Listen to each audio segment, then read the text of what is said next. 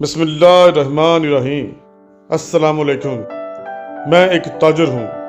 اچانک پھر وہ تاجر پھوٹ پھوٹ کر رونے لگا اور کہا، سلطان معظم، دنیا کی ہر آسائش مجھے میسر ہے، لیکن میں ایک ایسی پریشانی میں مبتلا ہو گیا ہوں جس سے نکلنا میرے لیے ناممکن ہو گیا ہے، اور نہ مجھے دن کو چین آتا ہے اور نہ ہی رات کو۔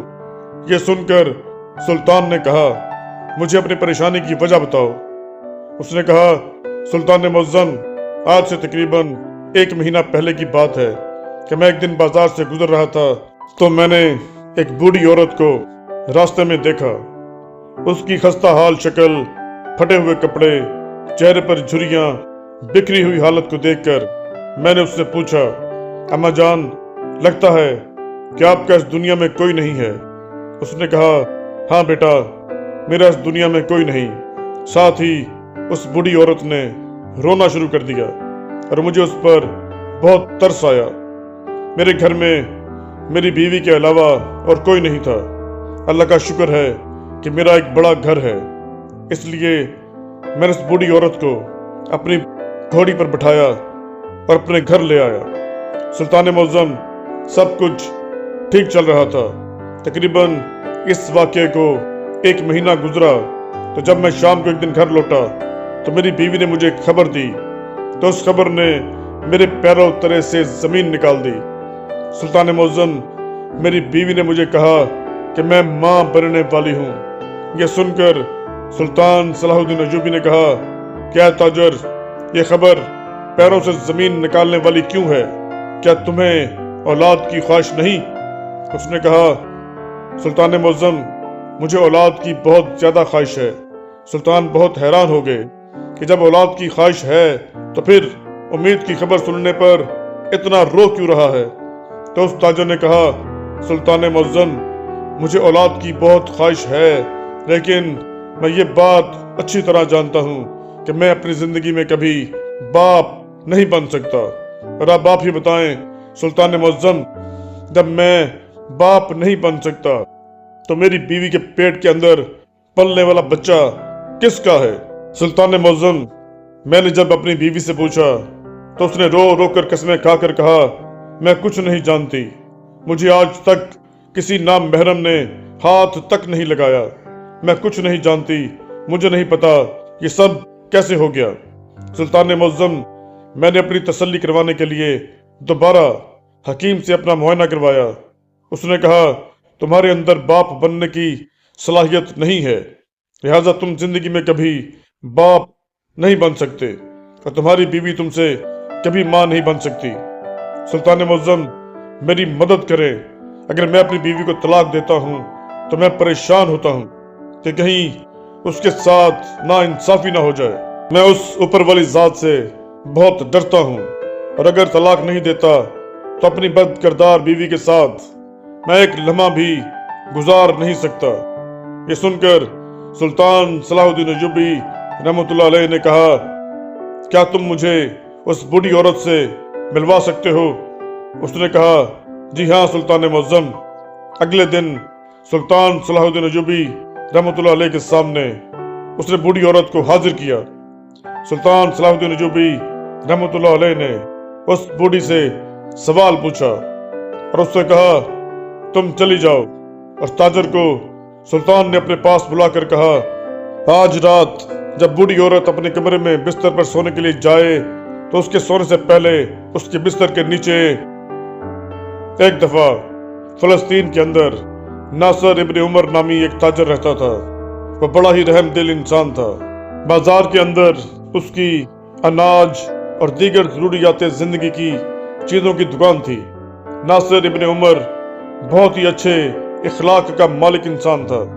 اس کے قبیلے والے اور بازار والے سب ہی اس کے اچھے اخلاق سے بہت زیادہ متاثر تھے۔ یہی اس کے کامیاب کاروبار کی وجہ شہرت تھی۔ ایک دن ناصر ابن عمر اپنی دکان پر بیٹھا گاہکوں کے ساتھ مصروف تھا کہ اس نے دیکھا کہ خوبصورت لڑکی ہاتھ میں کٹورا پکڑے بھیک مانگ رہی تھی۔ وہ بھیک مانگتے مانگتے ناصر ابن عمر تاجر کی دکان پر آئی۔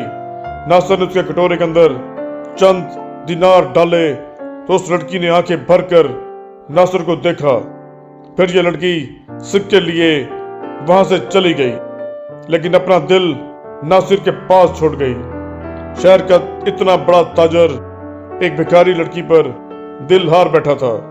नासिर बड़ा परेशान हो गया और खुद से कहने लगा कि आखिर ये सब कुछ मेरे साथ क्या हो रहा है। आखिर मैं इस भिखारी लड़की के बारे में क्यों सोच रहा हूँ। मुझे अपने रुतबे का ख्याल करना चाहिए।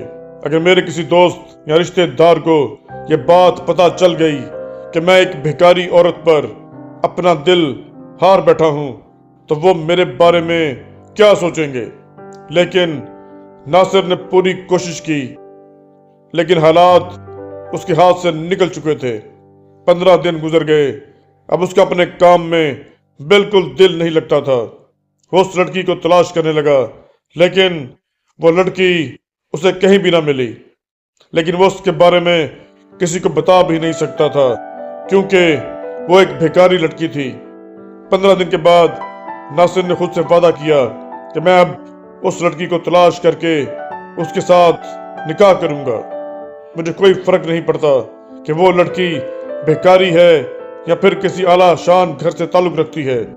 लिहाजा नासिर ताजर अपने घोड़े पर सवार हुआ और उस भिखारी लड़की के बारे में मालूम करने लगा।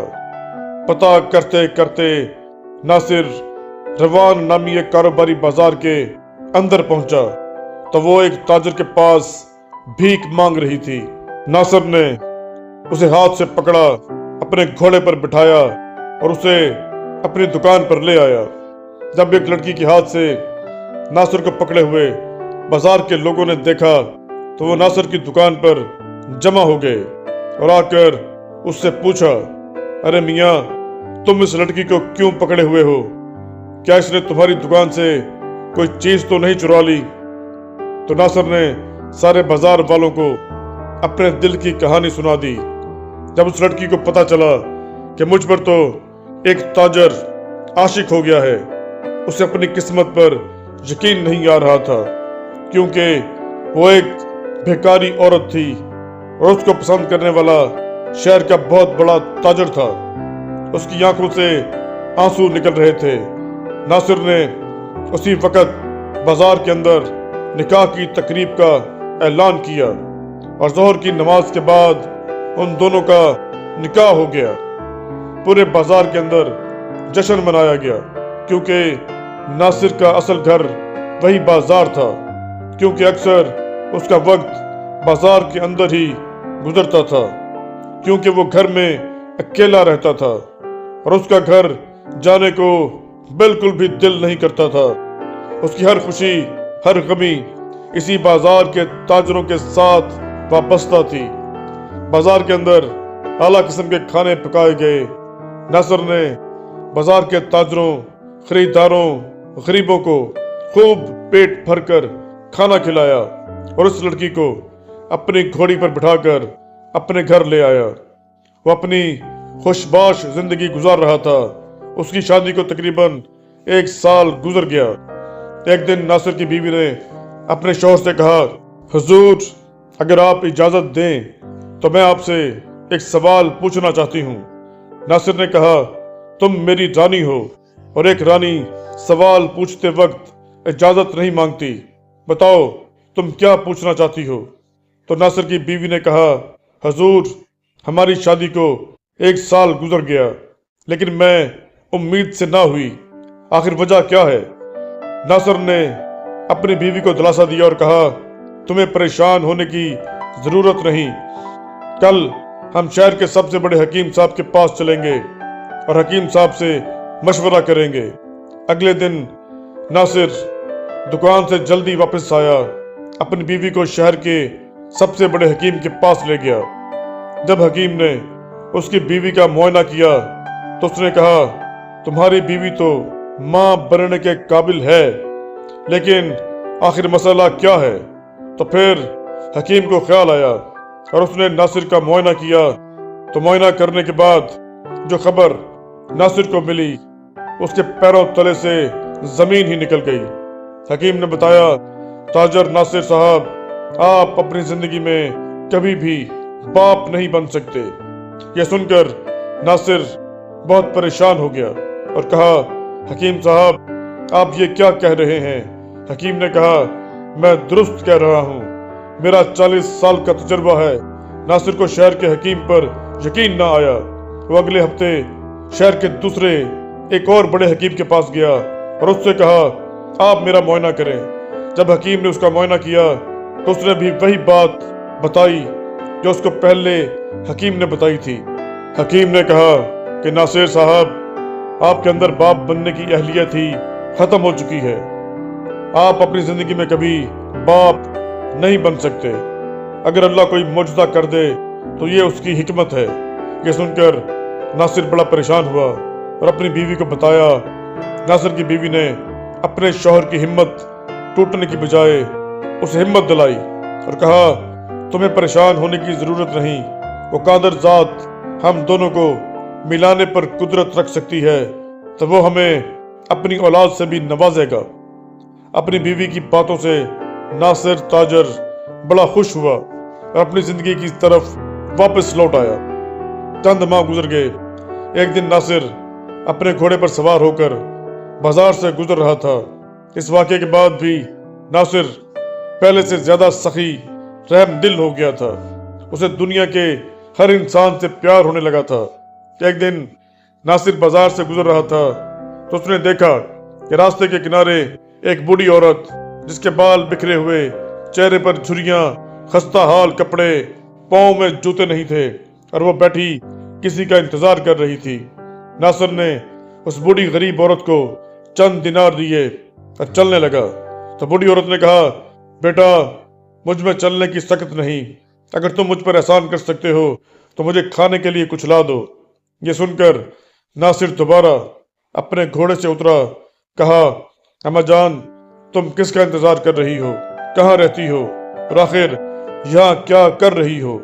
तो उस बूढ़ी औरत ने कहा, मेरा इस दुनिया में सिर्फ एक ही इकलौता बेटा था, लेकिन उसकी बीवी के कहने पर उसने मुझे अपने घर से धक्के मारकर निकाल दिया, क्योंकि वो समझता है कि मैं उसके घर में नहुसत हूँ और वो मुझे यहाँ छोड़ गया। मुझ में चलने की ताकत नहीं, अगर यहीं शाम ढल जाएगी मैं यहीं बैठी रहूंगी। ये सुनकर नासिर के दिल में ख्याल आया और कहा, अम्मा जान, क्या आप मेरे साथ मेरे घर में चलना चाहेंगी? आप मुझे अपना बेटा समझें। यह सुनकर औरत की आंखों से खुशी के आंसू और जुबान से दुआया कलमात निकलने लगे।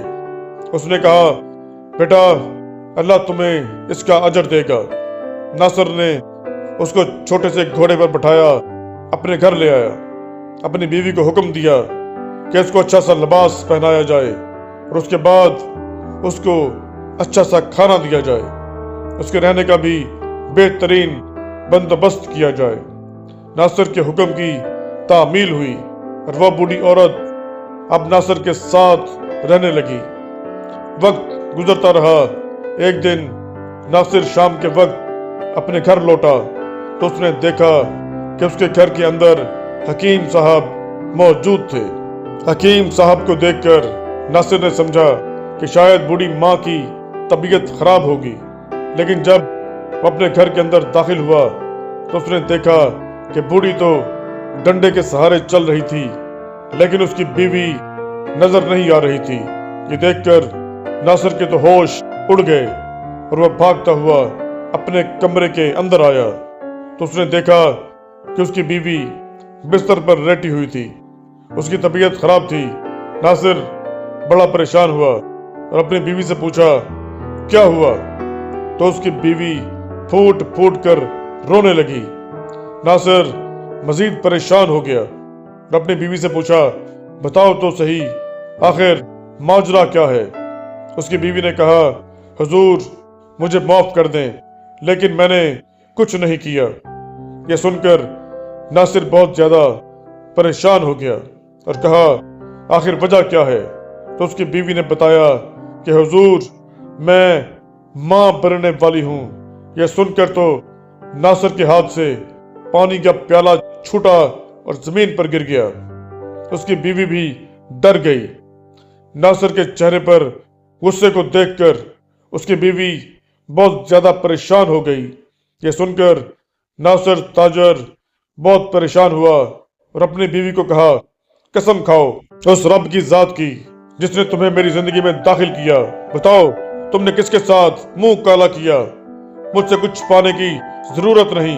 तो ये सुनकर उसकी बीवी ने उसी वक्त दौड़कर अलमारी से कुरान पाक उठाया और अपने सर पर रखकर कहने लगी, ऐ मेरे हुजूर, मैं नहीं जानती, खुदा की कसम आज तक मैंने आपके अलावा किसी को हाथ भी नहीं लगाया और ना ही मेरे जिस्म को किसी ने छूने की जुर्रत की। आज तक मैंने ना महरम की तरफ नजर उठाकर नहीं देखा। ये सुनकर नासिर ने कहा, फिर ये क्या है? तो उसकी बीवी रो रो कर कहने लगी, मैं नहीं जानती, मुझे कुछ मालूम नहीं। ये सुनकर नासिर बहुत ज्यादा परेशान हुआ और हकीम साहब को कहा, हकीम साहब, क्या ऐसा हो सकता है कि मैं बाप बनने के अहल हो गया हूँ? ये सुनकर हकीम ने कहा, उस रब की जात पर भरोसा करो जो सब कुछ करने पर कादर है। मेरा मशवरा यही है कि तुम अपना मुआयना करवा लो, हो सकता है कि तुम में बाप बनने की अहलियत पैदा हो गई हो। ये सुनकर ताजर ने कहा, हकीम साहब मेरा मुआयना करें। हकीम ने उसी वक्त उसका मुआयना किया, लेकिन जब हकीम ने बताया तो उसके पैरों तले से जमीन निकल गई। उसने कहा कि जैसा कि मैंने तुम्हें पहले कहा था कि तुम अपनी जिंदगी में कभी बाप नहीं बन सकते। ये सुनकर नासिर रोने लगा, पीटने लगा और कहा, अब मैं क्या करूं? अपनी बीवी से पूछता हूं तो वो कहती है कि मुझे किसी ने आज तक हाथ नहीं लगाया और उसके पेट के अंदर पलने वाला बच्चा इस बात की गवाही देता है कि मेरी बीवी का किरदार पाकीज़ा नहीं है। वो बड़ा परेशान रहा, सारी रात रोता रहा, कुछ ना खाया, कुछ ना पिया। रोते रोते उसे जमीन पर नींद आ गई। सुबह के वक्त जमीन से उठा, अपने कपड़े झाड़े, निहायत साफ लिबास पहना और अपने सबसे कीमती घोड़े पर सवार हुआ और सुल्तान सलाहुद्दीन अय्यूबी रहमतुल्लाह अलैह की तरफ रवाना हो गया। लेकिन जाते हुए उसने अपनी बीवी को कहा कि अगर तुम पर गुनाह साबित हो गया तो ना सिर्फ मैं तुम्हें तलाक दूंगा बल्कि अपने ही हाथों से तुम्हें कत्ल करूंगा। ये सुनकर उसकी बीवी मजीद डरने लगी। नासिर वहां से चला गया। अगले दिन वो सुल्तान के दरबार के साथ बनाई गई मस्जिद में फजर के वक्त नमाज अदा कर रहा था। नमाज के बाद और फिर तलावत कुरान पाक के बाद वो तड़प तड़प कर रोता रहा, ऐसे जैसे कोई बच्चा रो रहा हो। सुल्तान भी उसी मस्जिद में फजर की नमाज अदा करने के बाद कुरान पाक की तलावत कर रहे थे। सुल्तान ने उस शख्स से उसकी परेशानी और रोने की वजह पूछी तो उस वक्त मस्जिद में दीगर नमाजी भी तलावत कुरान में मसरूफ थे।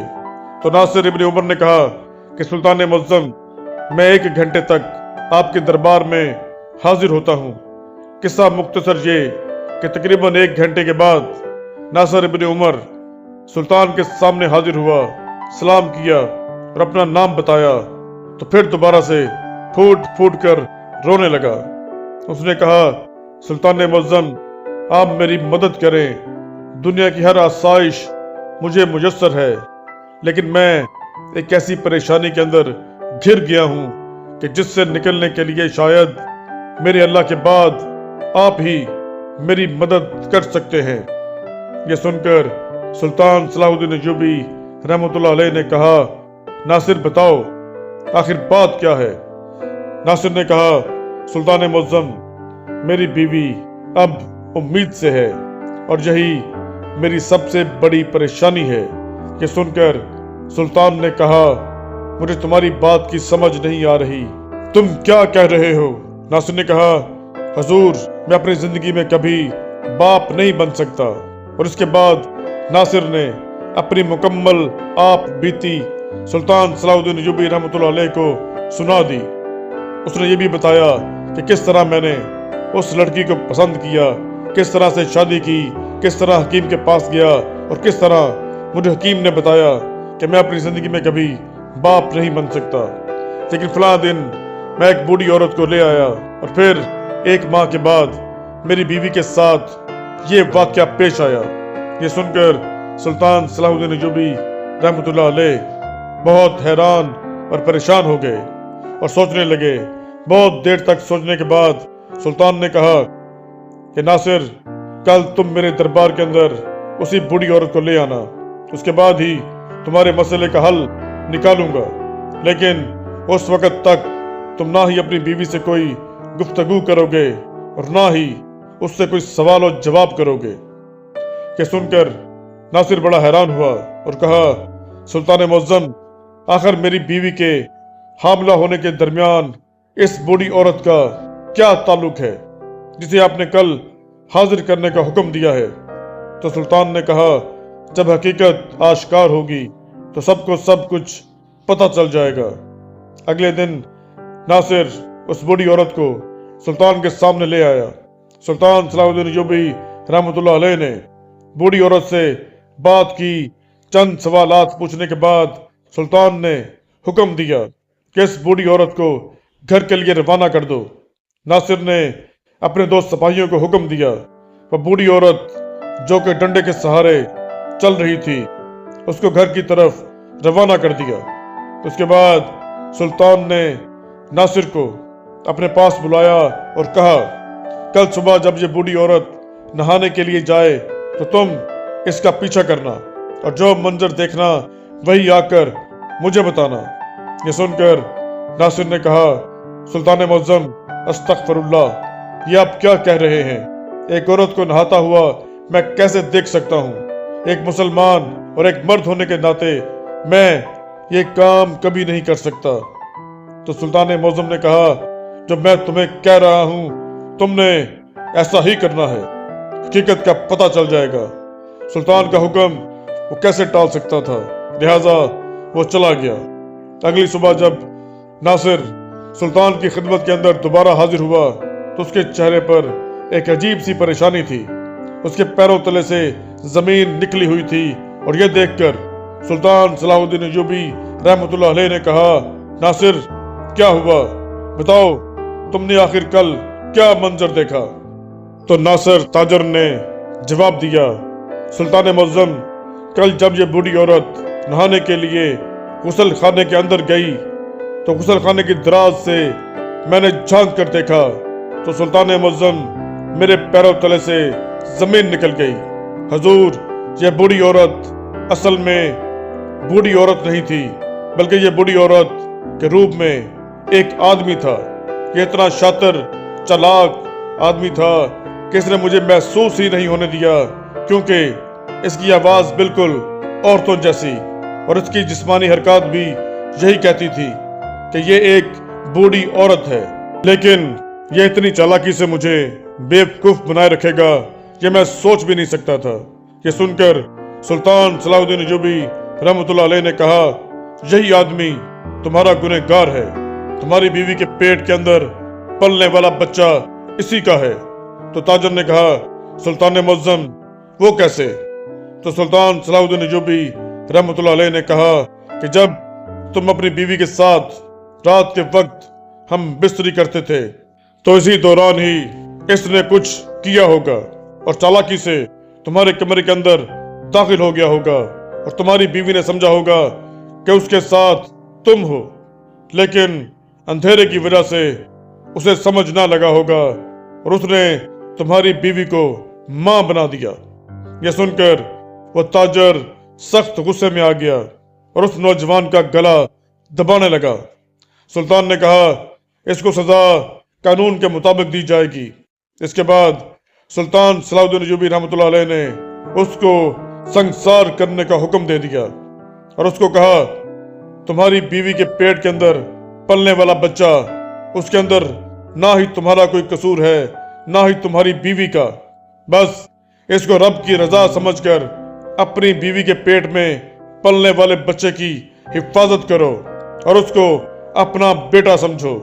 یہ سن کر ناصر تاجر سلطان صلاح الدین ایوبی کا شکریہ ادا کر کے چلا گیا اور کہا، سلطان معظم، اگر آپ میری رہنمائی نہ کرتے تو میں اپنی بیوی کو ہمیشہ گناہ گار ہی سمجھتا اور میری بیوی بے گناہ ہوتے ہوئے بھی دو صدمات کا شکار ہوتی۔